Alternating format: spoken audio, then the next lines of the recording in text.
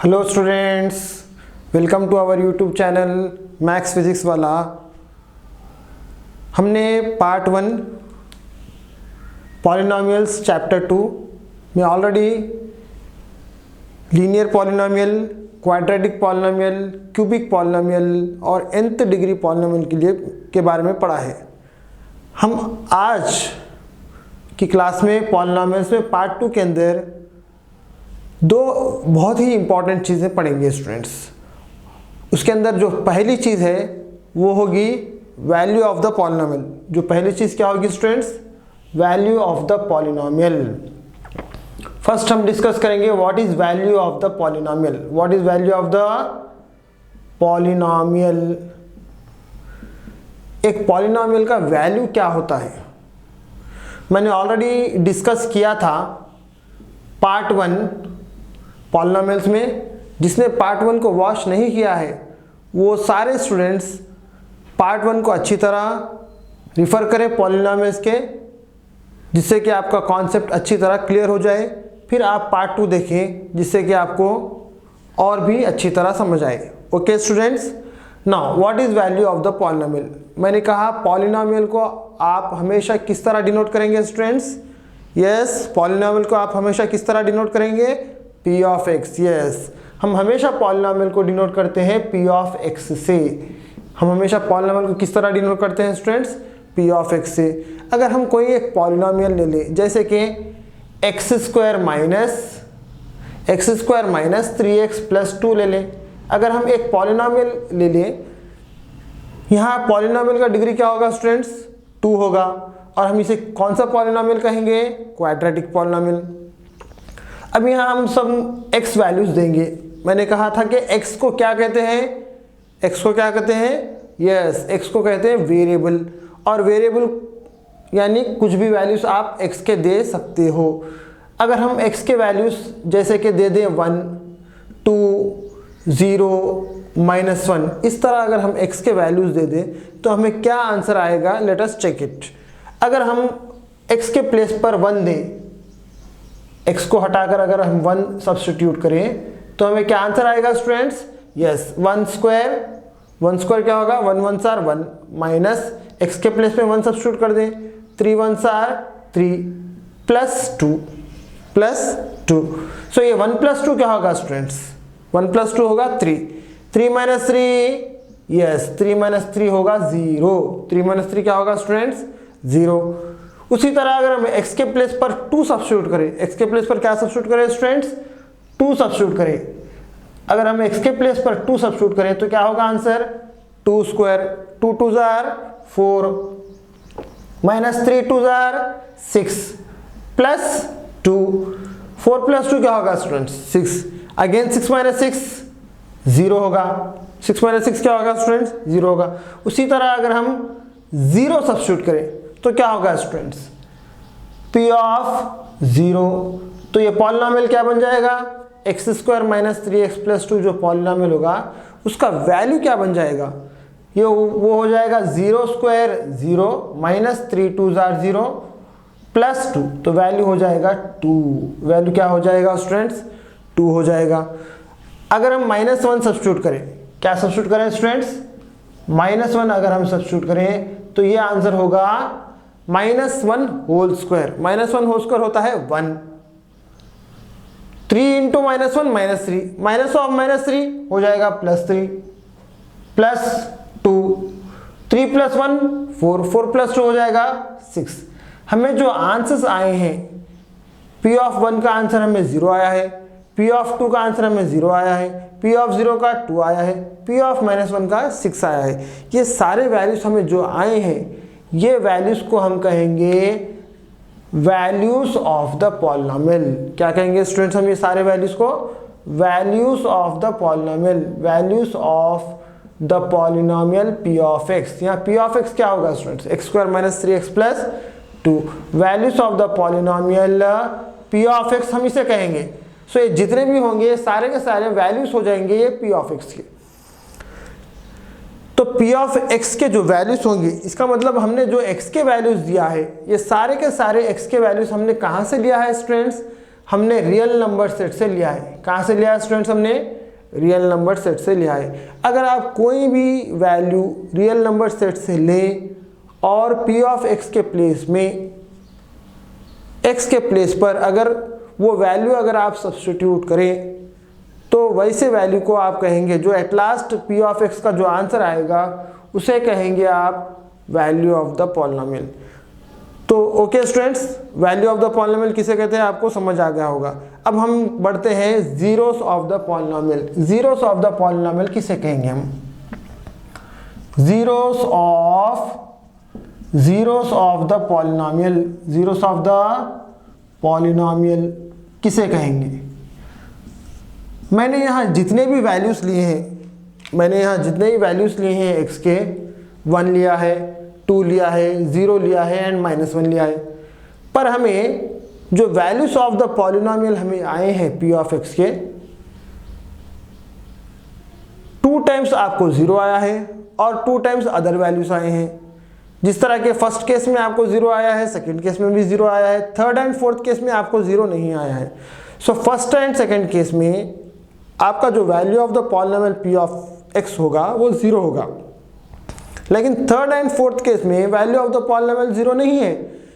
इसका मतलब जो रियल नंबर्स, कौन से रियल नंबर सब्स्टिट्यूट करने पर हमें वैल्यू ऑफ द पॉलिनोमियल 0 आया है? हमें कौन से रियल नंबर्स सब्स्टिट्यूट करने पर वैल्यू ऑफ द पॉलिनोमियल 0 आया है? ये वैल्यू ऑफ द पॉलिनोमियल 0 कौन से रियल नंबर्स को हुआ है? हमने x के प्लेस पर 1 सब्स्टिट्यूट किया था एंड x के प्लेस पर हमने 2 सब्स्टिट्यूट किया था, और x के प्लेस पे हमने क्या सब्स्टिट्यूट किया था स्टूडेंट्स? 2। हमने x के प्लेस पर 1 सब्स्टिट्यूट किया था और हमने x के प्लेस पर 2 सब्स्टिट्यूट किया था, तो हमें वैल्यू ऑफ द पॉलिनोमियल 0 आया था। जहां हमें वैल्यू ऑफ द पॉलिनोमियल 0 आएगा, जो रियल नंबर्स हमने सब्स्टिट्यूट किया, अगर वो रियल नंबर्स के रिलेटेड वैल्यू ऑफ पॉलिनोमियल जहां 0 आएगा, वो रियल नंबर्स को, ये 2 रियल नंबर्स यानी ये 2 रियल वैल्यूज ऑफ x को हम कहेंगे जीरोस ऑफ द पॉलिनोमियल। क्या कहेंगे students? Zeros of the polynomial.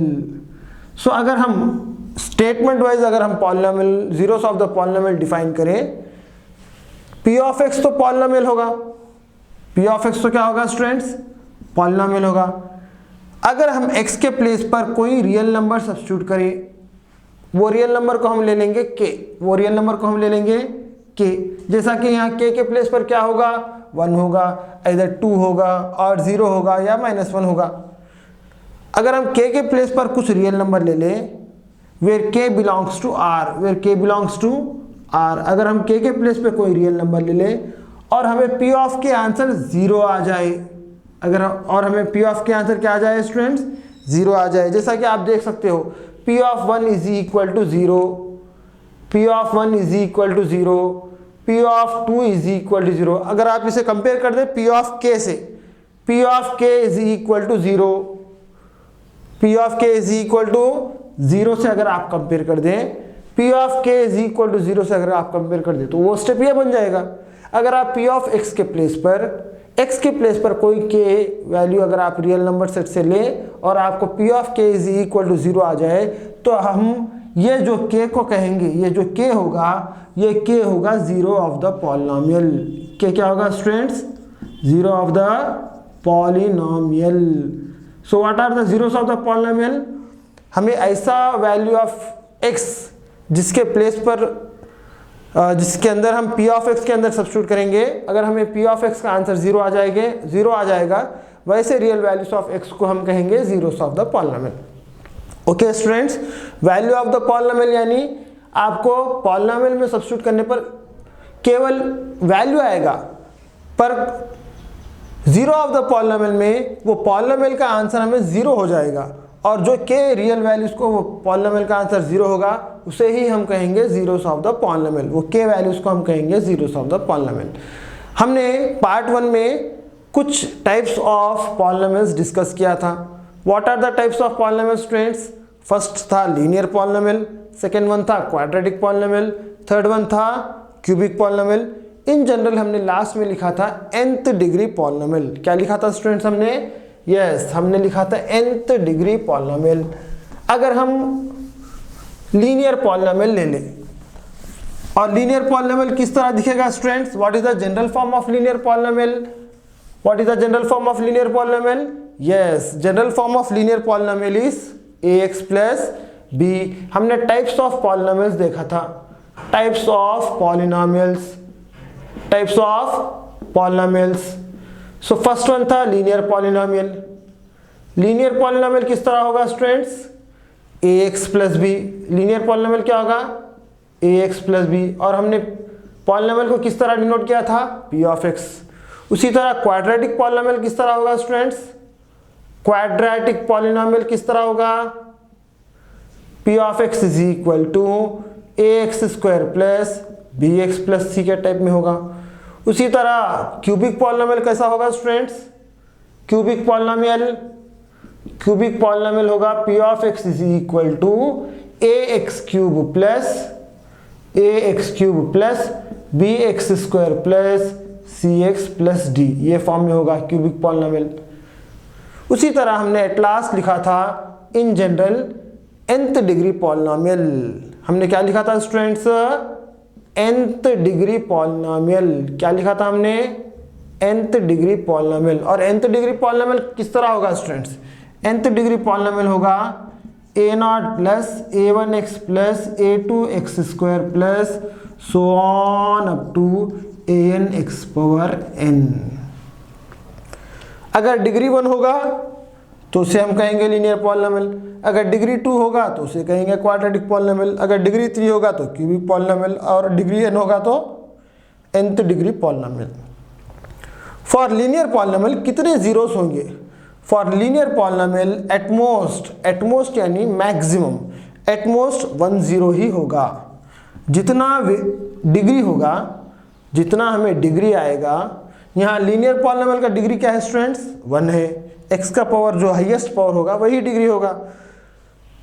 जो डिग्री होगा उतने हमें जीरोस आएंगे, उतने हमें क्या आएंगे स्टूडेंट्स? जीरोस। तो लीनियर पॉलिनोमियल के कितने जीरोस होंगे? कितने जीरोस होंगे? ओनली 1 0। क्वाड्रेटिक पॉलिनोमियल के कितने जीरोस होंगे स्टूडेंट्स? क्वाड्रेटिक पॉलिनोमियल के लिए हमें 2 जीरोस आएंगे। कितने जीरोस आएंगे हमें स्टूडेंट्स? हमें 2 जीरोस आएंगे, 2 जीरोस आएंगे। उसी तरह हमें क्यूबिक पॉलिनोमियल को कितने जीरोस आएंगे? हमें क्यूबिक पॉलिनोमियल के लिए 3 जीरोस आएंगे। कितने जीरोस आएंगे स्टूडेंट्स? 3 जीरोस आएंगे।